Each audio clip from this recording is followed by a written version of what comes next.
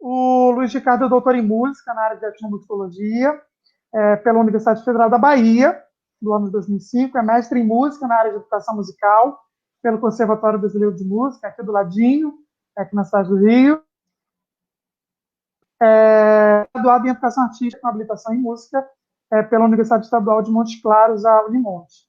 É importante pontuar que o Luiz também foi presidente da ABEM, da Associação Brasileira de Educação Musical, e é um grande parceiro que está com a gente nessa empreitada de discutir esse tema que é tão caro, inclusive para ele, né, Luiz, nessa noite. Então, Luiz, você tem por volta de 20 minutos para poder expor suas ideias, suas questões, e depois a gente continua o debate. É contigo, Luiz.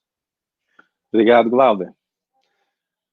Bom, boa noite a todos e a todas presentes, mais uma vez. Espero que estejam bem, em segurança, e apresento o meu profundo pesar às pessoas que estão sofrendo com esse momento terrível da pandemia, aos que perderam seus entes queridos, aos que estão doentes, enfim, a todas as pessoas que, direta ou indiretamente, são vítimas dessa situação terrível que nós vivemos. Agradeço ao Fladem Brasil, a toda a equipe, pelo convite para estar aqui hoje. Fico feliz com a oportunidade de compartilhar algumas ideias e questões nesses momentos tão difíceis para todos e todas nós. E eu espero trazer algumas contribuições para pensarmos e repensarmos nossas práticas de formação musical e humana, sempre importantes, sempre fundamentais de serem repensadas, reconduzidas, reanalisadas e redefinidas. Eu intitulei essa minha abordagem aqui hoje de Educação Musical Brasileira Decolonial, no enfrentamento da necropolítica e de epistemicídios musicais da atualidade, e eu certamente vou direcionar as minhas análises para a realidade específica que nós enfrentamos no Brasil atualmente.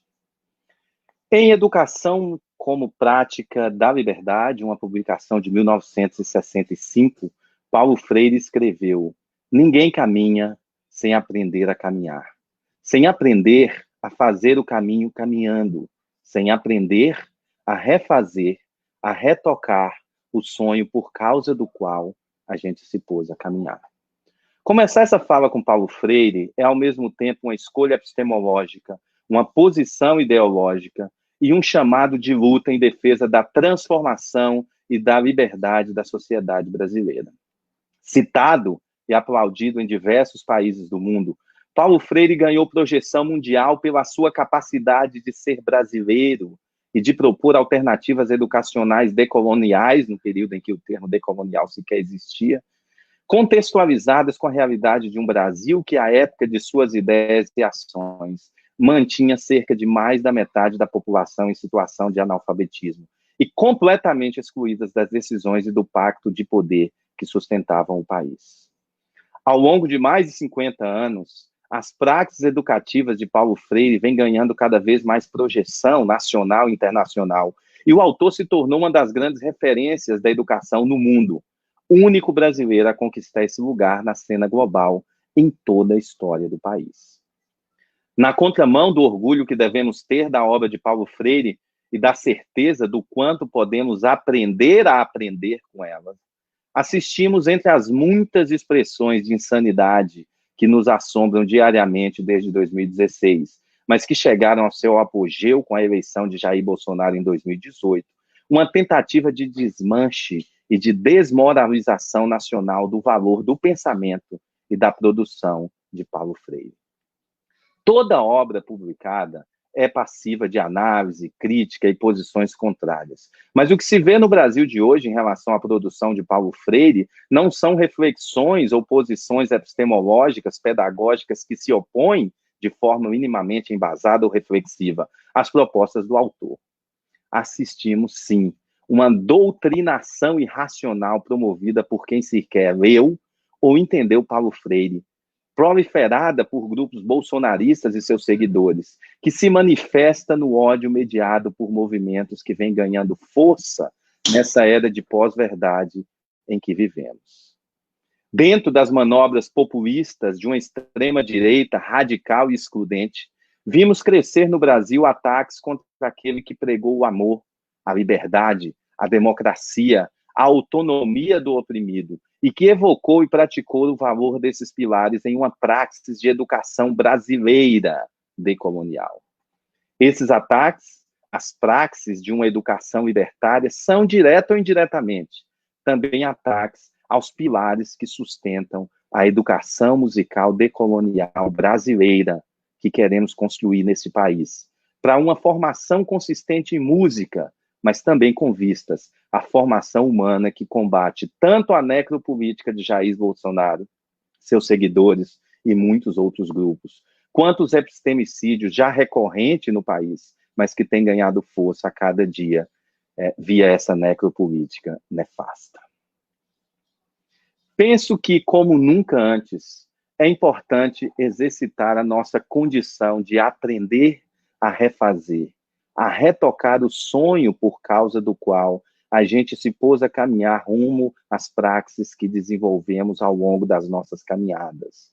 Mas também é importante redefinir os nossos caminhos e os nossos sonhos em direção àquelas que vislumbramos e precisamos para construir um Brasil diferente, por meio de ações educativo-musicais e anti-epistemicidas. Ao assumir a luta de ajudar este país a ser, de fato, Brasil, precisamos assumir também o compromisso de uma revisão das formas como temos pensado, implementado e desenvolvido a formação e a praxis de educação musical. Essa é uma condição imprescindível se queremos, de fato, promover uma formação contextualizada com uma praxis decolonial em educação musical, que assuma novos enfrentamentos e responsabilidades em um país aflorado por diversas crises, simbolicamente representadas aqui nessa minha fala, nas duas que mais nos assombram nesse momento, o coronavírus, com as suas diversas consequências resultantes das mazelas sociais, e Bolsonaro, com os bolsonarismos que se manifestam nas suas distintas formas de ódio, exclusões e violências. Nuno Ramos escancara o dilema que nos acomete hoje, ao declarar no título de seu texto, publicado no jornal A Folha de São Paulo, que, abre aspas, o Brasil enfrenta duplo apocalipse com Bolsonaro e coronavírus. Fecha aspas. Um duplo apocalipse com vários desdobramentos, haja vista que a crise sanitária, que agrava a qualidade de vida e a saúde provocada pelo coronavírus, nos fez enxergar com mais precisão as várias outras crises que assassinam milhares de pessoas diariamente. Precariedade de trabalho, desigualdade social, falta de saneamento básico, fome, preconceito, discriminação, falta de moradia, limitação do sistema público de saúde, entre muitos outros males, infelizmente, tantos que é impossível citá-los aqui. Na crise provocada pelo coronavírus, estamos assistindo ao aniquilamento daqueles e daquelas que não têm valor no jogo de poder neoliberal dominante no país atualmente e que veem as suas vidas esfaceladas pela necropolítica. Uso o conceito aqui a partir das perspectivas do filósofo camaronês Attila Mbembe.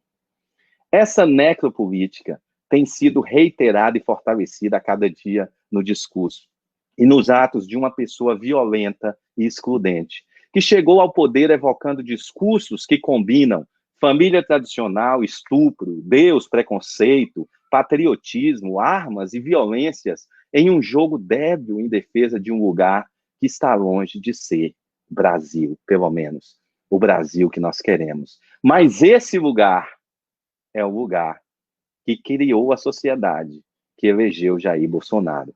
E nós também, todos nós, temos culpa nesse processo. Essa necropolítica, levada ao extremo no atual governo brasileiro, decide, portanto, diariamente quem morre, os que têm menos valor na lógica neoliberal e não servem às pretensões do poder dominante, e quem vive, uma pequena elite que emerge de privilégios ou sortes sociais e que, em um ou outro aspecto, atende às necessidades da lógica neoliberal. A crise do coronavírus tem mostrado quem são os escolhidos para morrer. Por vezes, não morrerão necessariamente pelo vírus e pela doença, mas pela fome, a miséria em que trabalham, a falta de condições mínimas para sobreviver diante da crise aflorada pela pandemia. Intercambiados por esse duplo apocalipse, estamos assistindo na educação musical muitos homicídios e epistemicídios musicais que matam diariamente pessoas e grupos representativos da nossa expressão humana, cultural e musical. Isso inclui mestres e brincantes da cultura popular, comunidades indígenas, comunidades quilombolas, moradores de bairros e lugares marginalizados, alunos das nossas universidades públicas, entre muitos outros grupos e pessoas. A morte dessas pessoas é também a morte dos nossos saberes. E aqui está a perversidade dos epistemicídios musicais. Um epistemicídio é mais do que um homicídio, porque mata-se, além da pessoa, também a alma, os jeitos de ver, as formas de ser, as maneiras de expressar. O epistemicídio é o assassinato de quem, na necropolítica, deve morrer. E, às vezes, o epistemicídio precede o homicídio, porque sem alma e sem saber, já se está, de alguma forma, morto. Aprofundei esse conceito em um texto de 2017, intitulado Formação Intercultural em Música, Perspectivas para uma Pedagogia do Conflito e a Erradicação de Epistemicídios Musicais. Esse texto está disponível online, vocês podem baixar. E nesse texto eu defino epistemicídios musicais como crimes cometidos contra um conjunto amplo de expressões musicais e culturais que, por processos históricos de exclusão, foram expulsas dos lugares de destaque na sociedade.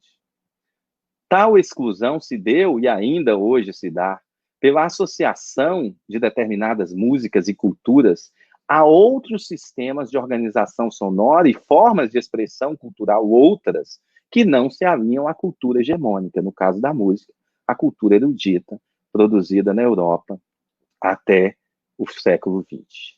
As músicas que morrem são geralmente vinculadas a grupos subalternos ou a práticas que, a partir dos valores do hemisfério sul, são consideradas como desprovidas de valor estético, simbólico e social. Aí, a necropolítica se encarrega de terminar o extermínio.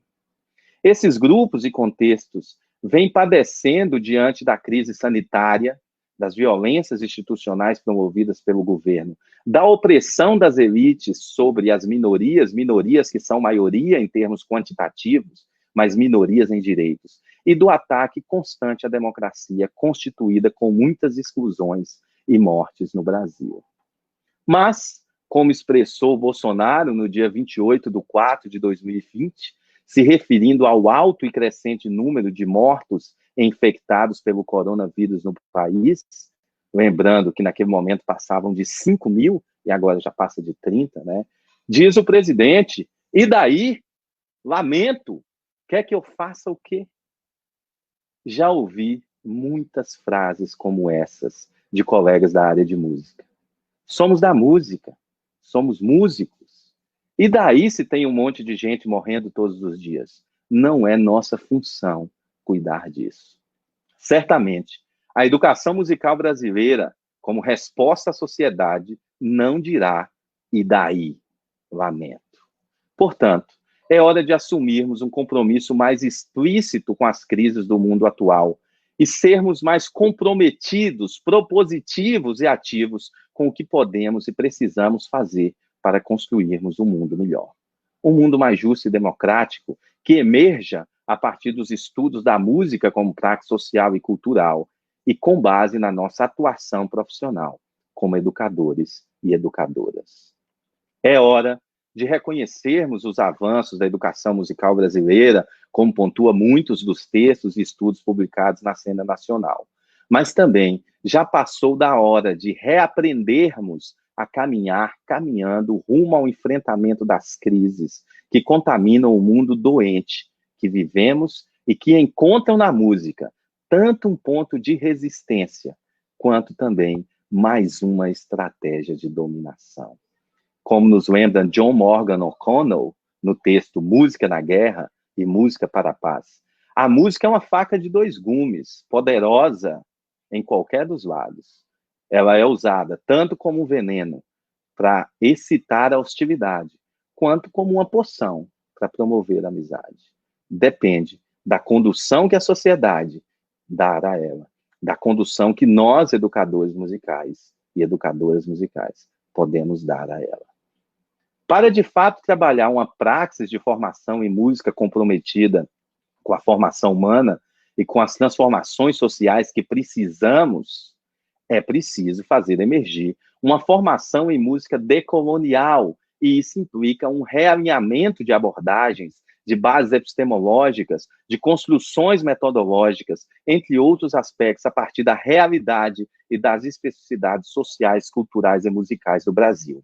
Assim, considerando a construção de um campo que interage e dialoga com a realidade do país, uma educação musical decolonial brasileira deve ser construída de forma contextualizada com as nossas realidades, sem descartar os diálogos necessários com as nuances da área e da sociedade em outros contextos do mundo, mas ela deve ser, sim, vinculada às especificidades acadêmicas e a compromissos e enfrentamentos que precisam ser assumidos na realidade social e cultural da música no país. Uma educação musical decolonial brasileira não será construída com base nos pilares da música erudita ocidental, nem tampouco será construída com base no discurso e nas propostas de educadores consolidados pela Europa, no mundo inteiro, e ainda hoje muito dominantes do Brasil. As respostas que nós precisamos não estão em Kaworth, não estão em Dalcroze, não estão em Kodaly, não estão num monte de outros educadores que nós aprendemos a respeitar e devemos continuar respeitando, mas entendendo que eles não servem mais à educação musical que nós precisamos nesse país. Mais do que se ajustar à realidade como ela é, uma educação musical decolonial brasileira enfrenta problemas e questiona exclusões e dominações tecidas a partir da força da colonialidade na sociedade do país, buscando fazer emergir vozes, saberes e culturas musicais subalternizadas ao longo de mais de 500 anos de imposição cultural da Europa e dos seus herdeiros. Portanto, a educação musical brasileira decolonial que proponho aqui se alinha às concepções de Catherine Walsh, que vive no Equador e trabalha com uma série de comunidades indígenas por mais de 30 anos.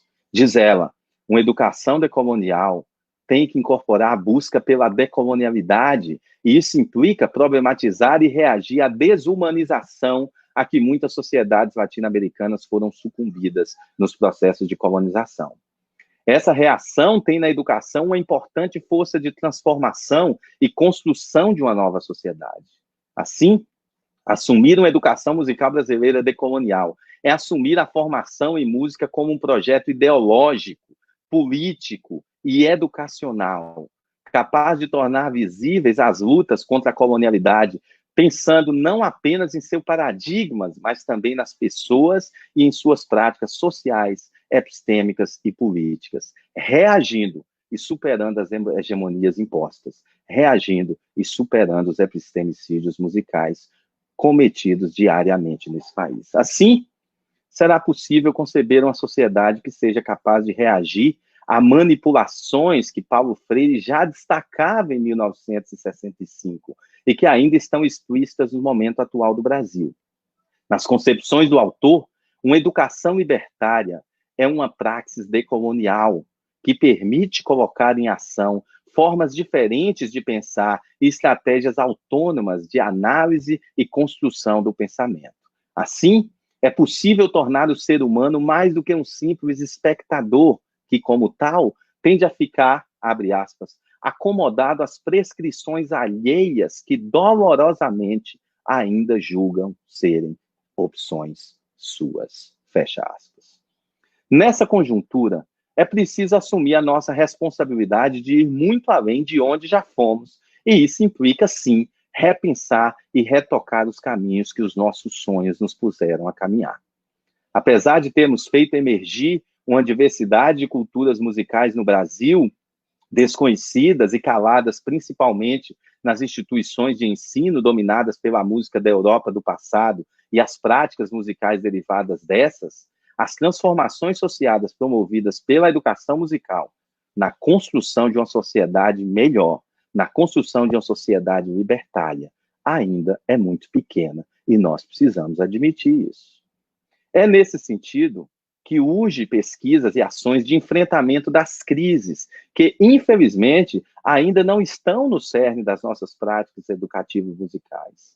Nossas publicações mostram isso, nossos trabalhos mostram isso, nossos temas de abordagem mostram isso.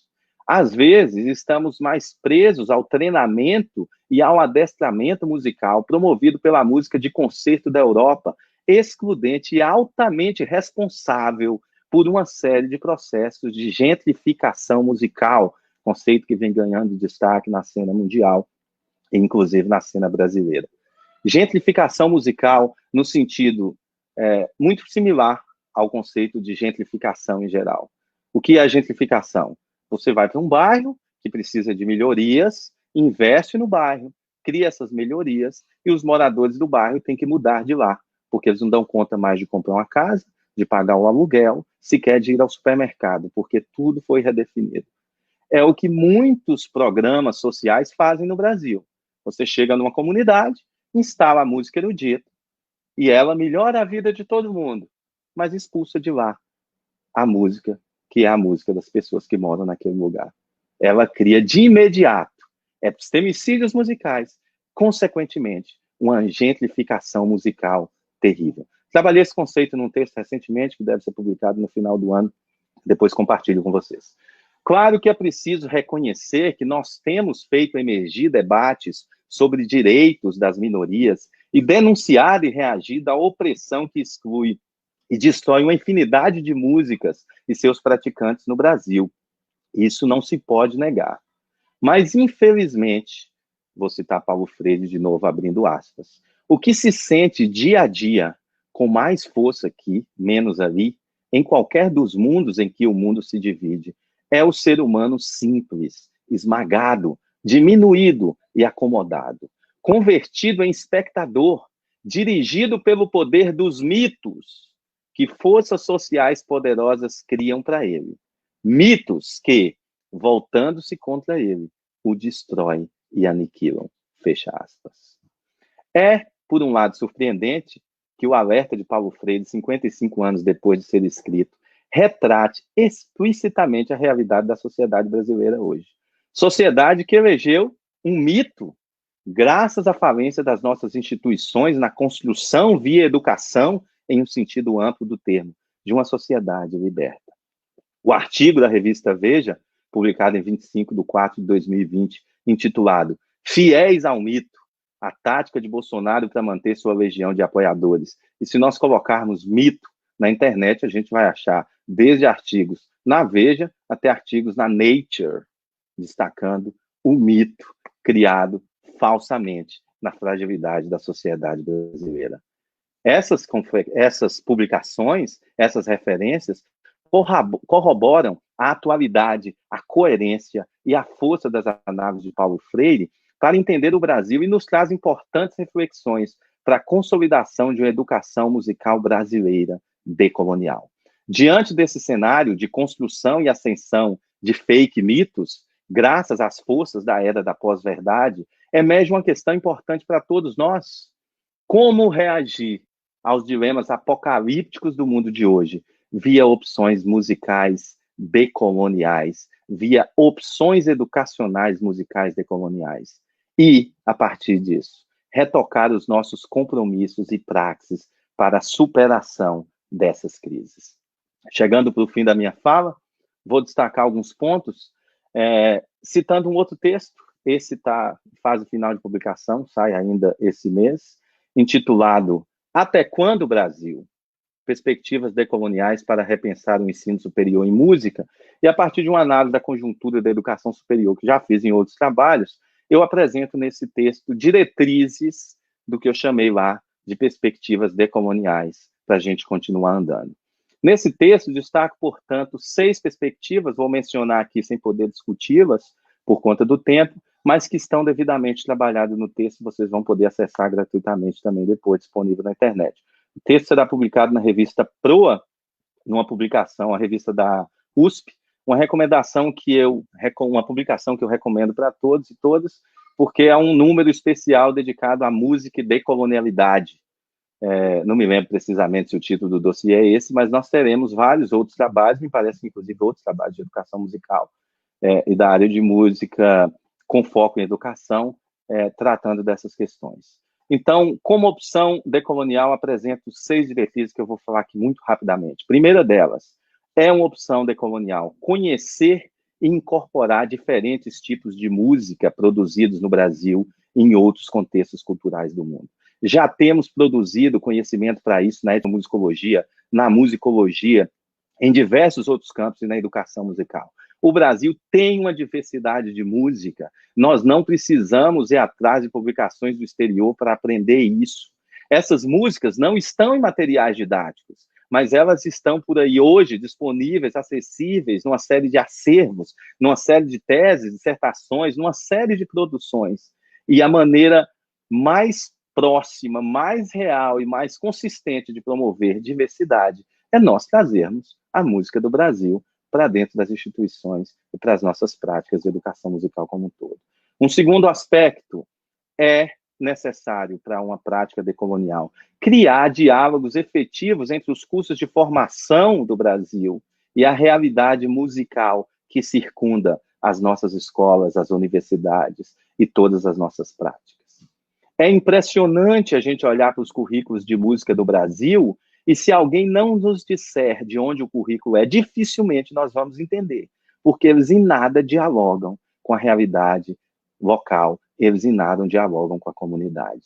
Não é atípico a gente olhar para um projeto pedagógico de uma universidade ou para o projeto pedagógico de um conservatório em qualquer das cidades do norte do Brasil e não ver qualquer relação com as comunidades indígenas. Ou seja, os projetos existem como se nós tivéssemos um único Brasil que sequer é Brasil.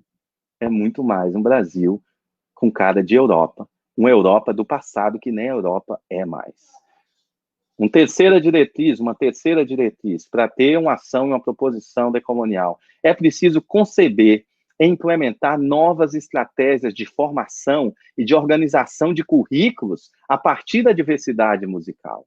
Estudamos várias culturas, estudamos várias músicas, descobrimos uma diversidade de práticas musicais e reconhecemos nessas práticas musicais uma diversidade infinita de formas de ensinar e aprender, porque as nossas instituições todas seguem o formato curricular. Todas, eu estou sendo absolutista, mas é praticamente a resposta que a gente tem, por exemplo, se olhar para a educação superior. 100% das estruturas organizam o currículo a partir do modelo da modernidade disciplinar.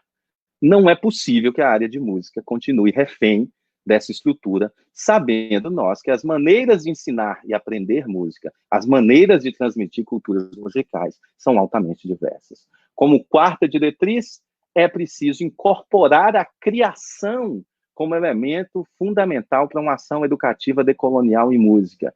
E isso não significa trazer a criação a partir da concepção dos autores internacionais, também muito baseada nos princípios do Schaeffer, do Painter, do George Self. Nós temos já uma série de outras perspectivas de criação, porque criação no choro é bastante diferente do jazz, criação no congado é muito diferente de criação no jongo, entre outros aspectos. A música popular brasileira tem muitas lógicas de criação. Por que trazer uma concepção de criação, por vezes, pautado em perspectivas unilaterais, que não têm a ver com a cultura brasileira?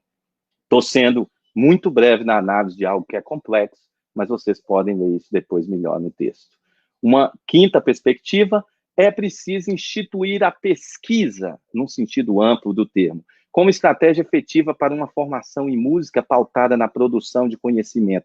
Aprendemos a ser reprodutores. Foi o processo perverso da colonialidade que nos ensinou que nós devemos usar os livros de história da música, os livros de solfejo, os livros de teoria, de percepção, de instrumento, produzidos pelos outros. Não cabe a nós pensar e produzir material. Nós somos educados para reproduzir o pensamento dos outros. Por isso, ao criar cursos de música popular, a gente foi atrás dos métodos da Berkeley nos Estados Unidos. É preciso redefinir essa lógica. E pesquisa é ponto fundamental para se trabalhar efetivamente com a produção do conhecimento que a gente precisa para construir uma educação musical brasileira decolonial. E, por último, de forma muito breve, é preciso, diante de tudo que foi discutido aqui, pensar que não é possível conceber uma educação musical que não tenha um compromisso direto com a ética e a justiça social. E isso implica que a educação musical decolonial é, sim, uma educação política, ideológica, com lutas contra o preconceito, com lutas pela inclusão, que discute de forma intercultural essa lógica estabelecida e, durante anos, assassina da sociedade brasileira e de muitos que dela faz parte, e dos nossos saberes musicais. É um resultado perverso dos epistemicídios.